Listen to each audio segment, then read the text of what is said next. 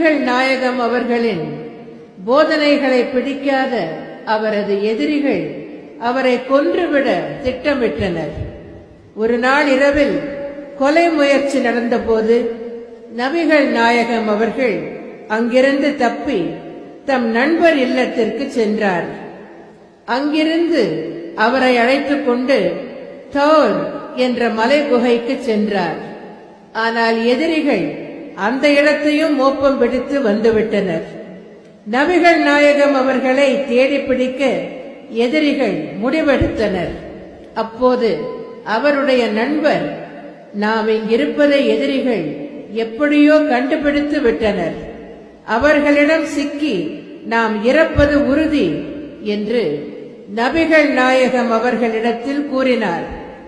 நபிகள் நாயகம் அவர்கள் தன் நண்பரை பார்த்து, தோழரே, பயப்பட வேண்டாம், நாம் இருவராக இருந்தால்தானே அவர்களால் நம்மை கொல்ல முடியும்.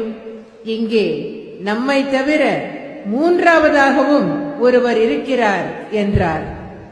நண்பர் நபிகள் நாயகம் அவர்களை ஆச்சரியத்துடன் நோக்கினார். நண்பரின் எண்ணத்தை புரிந்து கொண்ட நபிகள் நாயகம், எல்லாம் வல்ல இறைவன் நம்மோடு இருக்கிறார், எனவே அச்சம் என்ற சொல்லுக்கே அவசியமில்லை என்றார். அப்போது எதிரிகள் குகை கருகில் வந்தனர். ஆனால் நபிகள் நாயகம் அவர்கள் குகைக்குள்ளே சென்ற பிறகு எதிரிகள் உள்ளே நுழைவதற்குள் நுழைவு வாயிலில் ஒரு சிலந்தி வலை பின்னிவிட்டது. குகை நுழைவாயிலின் அருகே 2 புறாக்கள் படுத்திருந்தன.